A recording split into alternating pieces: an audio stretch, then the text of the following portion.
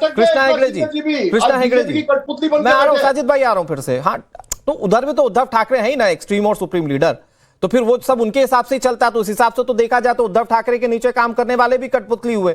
मैं आ रहा हूं साजिद भाई, फिर आ रहा हूं आपके पास। ठीक है कृष्णा हेगड़े जी, भाई कृपाल तुमाने आपके विधायक हैं और यहां पर साजिद जी जो बैठे हुए हैं जो कि शिवसेना यूबीटी के नेता, वो कह रहे कोई टूट नहीं है, सारे सांसद एकजुट हैं। तो आप इस तरह की अफवाहें क्यों फैला रहे हैं फिर?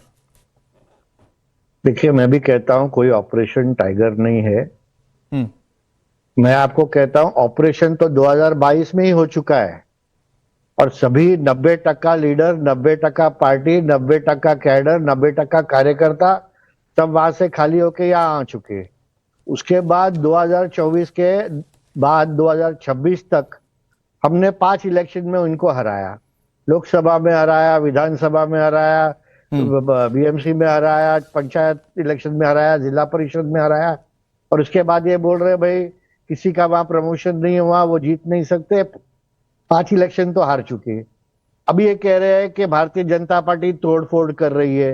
अरे भाई, आपके अंदर ही असंतुष्टता है, आपके विधायक और आपके सांसद आपको छोड़ना चाहते हैं। आपका पार्टी ऑनलाइन काम कर रहा है, हम जमीन पर काम कर रहे हैं। 3 बार हमारी सरकार चुन के आएगी, महाराष्ट्र में हम चुन के आए, 5 इलेक्शन हम जीते और आप बोल रहे हैं भाई हमारे प्रॉब्लम में, हमारे पार्टी में कोई प्रॉब्लम नहीं है, जो चाहे वो जाए।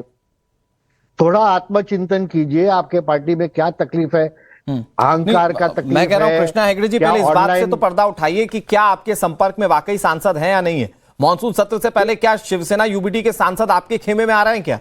भाई विधायक है आपके यहाँ के कृपाल तुमाने जिम्मेदार विधायक हैं, वो ये दावा कर रहे हैं।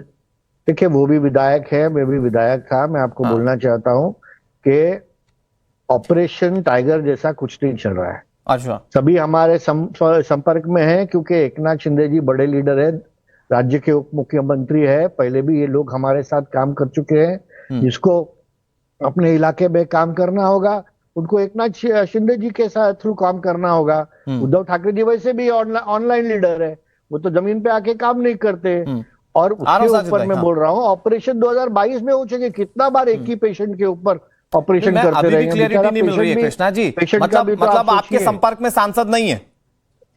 नहीं, देखिए मैं कह रहा हूं कि सभी लोग हमारे संपर्क में हैं। अच्छा। क्योंकि उनको काम निकालना है, हमारे साथ पहले भी वो काम कर चुके हैं, हम एक ही पार्टी से थे। तो कोई भी हमारे पार्टी से, अभी ये हमारे संजय यादव जी वो मिले अपने प्रताप राव यादव को, हम लोग 40 साल से काम कर रहे हैं साथ में, तो क्या प्रॉब्लम है उसमें? नहीं मिल सकते क्या अपने मित्र को? उनके घर पे नहीं जा सकते क्या? इशू ये है कि ये मीडिया क्रिएटेड हाइप है कि ऑपरेशन टाइगर ये वो। अरे भाई, बड़ा ऑपरेशन हो चुका है, उनकी पार्टी खत्म हो गई है। नहीं, वो मीडिया रिलेटेड हाइप नहीं है सर, ये ऑपरेशन टाइगर की बात भी अंदर खाने से ही उठी है और ऑपरेशन वुल्फ की बात भी आपके विपक्षियों की ओर से कही जा रही। खैर कृष्णा हेगड़े जी, मैं आ रहा हूं आपके पास। साजिद भाई जवाब देना चाह रहे हैं, फिर मैं हर्ष दहिया के पास जा रहा हूं। साजिद भाई जल्दी से 20 सेकंड में। देखिए, ये ऑनलाइन की बात अपने तक ही रखिए कृष्णा हेगड़े जी, जो कोविड में महाराष्ट्र में एक कुटुंब प्रमुख की तरह उद्धव साहब ने पूरे महाराष्ट्र को संभाला।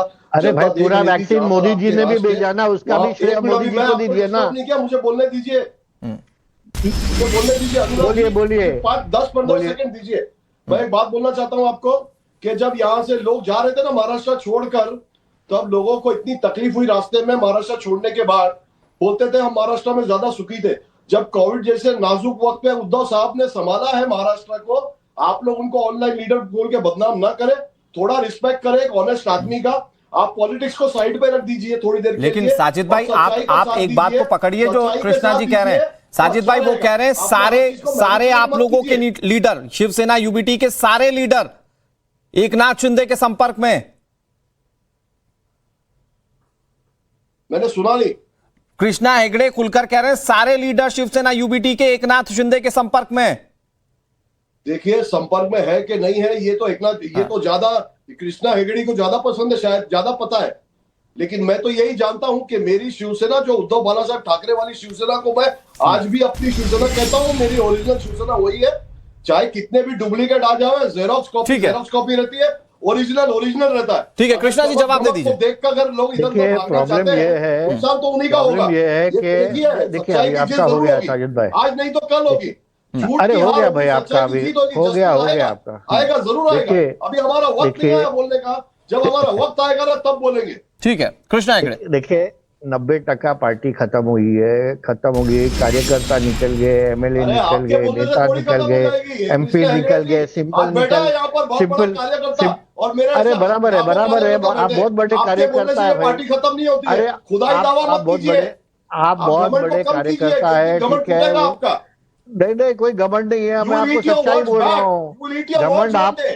नहीं नहीं, आएगा वक्त। घमंड आप में है, इसके लिए आप समझने को ही तैयार नहीं है। थोड़ी सी यही खामोशी आपका है। प्रॉब्लम है, आपके पार्टी का एक शेर प्रॉब्लम है। बोलता हूं आपको, थोड़ी सी थोड़ा खामोशी है आत्मचिंतन कीजिए, फिर थोड़ा शोर आएगा। आत्मचिंतन कीजिए। थोड़ी सी खामोशी है आपके फिर आपके शोर आएगा। 90% तुम्हारा सिर्फ विधायक और वक्त आया है, साझेदार हमारा और दौर आएगा। कार्यकर्ता क्यों निकल गए वो समझिए। अरे पहले कुछ आपके नहीं निकले, सब कार्यकर्ता यहीं क्यों पर है। निकल रहे हैं? अफवाहें मत फैलाओ आप। आज भी अहमदनगर अफवाहें से मत निकल फैलाओ। रहे हैं, नासिक से निकल रहे, हम कोल्हापुर लोग से राइजों निकल का रहे, फिनिक्स है। महाराष्ट्र के फिनिक्स हर समझते हो क्या जगह होता से है? इनके कार्यकर्ता वो बाहर राख निकल बनकर रहे भी हैं। ठीक है। उतरता है, अभी भैया। तक देखिए इनके। ओके साजिद भाई मैं फिर आ रहा हूं, कृष्णा हेगड़े जी मैं फिर आ रहा हूं। ओके अरे पहले मुझे बोलने तो ठीक है कृष्णा हेगड़े जी, 10 सेकंड बोल और 10 सेकंड और जल्दी ले लीजिए। देखिए, मैं हर्ष दैया के पास जा रहा हूं। हाँ इनमें इतना अहंकार है कि ये समझने को ही तैयार नहीं है कि 90% नहीं है, पार्टी खत्म हो confidence बोलते हैं चुकी इसको, है। अहंकार आप सब लोगों वहां में। से निकल गए हैं, हाँ। खासदार निकल Confidence गए, है। विधायक निकल गए, सांसद निकल गए, Confidence है, कार्यकर्ता अहंकार नहीं निकल है, गए। अहंकार आप में है। 2022 से अहंकार आउटगोइंग की फ्री आग है, में आप आउटगोइंग लिपट गए फ्री। हो। इनकमिंग एक आओगे आदमी नीचे नहीं है, आओगे। इनकमिंग जब ऊपर इनकमिंग गलत एक हो तो आदमी नीचे नहीं आने है, का वक्त सब ठीक है। आता खड़े मुझे। हैं। कृष्णा हेगड़े जी मैं फिर आ रहा हूं आपके पास, मैं फिर आ रहा हूं आपके पास। साजिद भाई एक छोटी सी बात कह रहा हूं, जवाब आप बाद में दीजिएगा। देखिए क्या है कि जो ज्यादातर लोग आप लोगों की पार्टी से अलग हुए, जो आपसे अलग शिवसेना बनी, वो कहते रहे कि भाई आप लोगों ने कांग्रेस के साथ कॉम्प्रोमाइज किया। वो बाला साहब ठाकरे, उनके शब्द कांग्रेस को लेकर क्या थे वो आप अच्छे से जानते हैं। वो कॉम्प्रोमाइज आप कांग्रेस के साथ ही कर गए और यही रीजन था कि वो अलग हो गए। खैर मैं साजिद भाई मैं फिर आ रहा हूं, साजिद भाई फिर आ रहा हूं आपके पास। हर्ष दैया हमारे साथ हैं, पॉलिटिकल एनालिस्ट हैं। हर्ष भाई क्या संकेत मिल रहे हैं? भाई दोनों अपने अपने तरीके से अपने अपने आप को बचा रहे हैं, लेकिन अगर संजय राउत कहें कि आपको अगर महाराष्ट्र जैसा कुछ करना है तो वैसी ही कोई समानांतर पार्टी देखनी पड़ेगी, आप सीधे विलय नहीं कर पाओगे। बेसिकली संजय राउत ये कहना चाह रहे थे कि आप बीजेपी में सीधा विलय नहीं कर पाओगे या शिवसेना में विलय नहीं कर पाओगे। उसके क्या संकेत मिल रहे हैं? संकेत सांसदों का ना पहुंचना क्या दे रहा है? और अगर उद्धव ठाकरे कह रहे हैं जिसको जाना है जाए, ये क्या संकेत मिल रहे हैं महाराष्ट्र की सियासत में शिवसेना यूबीटी को लेकर? अनुराग भाई, आपके सवाल का मैं बहुत ये पॉलिटिकल भी और लीगल दोनों तरीके से आंसर देना पाऊंगा। पॉलिटिकल में आपको बात बताऊं, देखिए कोई भी पार्टी जो एक कैडर बेस्ड पार्टी होती है, विचारधारा बेस्ड पार्टी होती है, जब विचारधारा के साथ ही कॉम्प्रोमाइज हो जाएगा तो उसका कैडर नहीं टिकेगा। बाला साहब ठाकरे जी ने ये जो पार्टी खड़ी करी, ये एक विचारधारा पे करी। जब विचारधारा पे कॉम्प्रोमाइज हुआ, आप देख लीजिए कि 90% जो पार्टी है, मैं तो ओरिजिनल शिवसेना लीगली अगर देखा जाए जो जी का गुट है उनके पास है, तो ओरिजिनल शिवसेना ने उद्धव ठाकरे जी की जो लीडरशिप थी उसको नकार दिया। उन्होंने कहा ये कॉम्प्रोमाइज वाली विचारधारा नहीं चलेगी, पहली बात।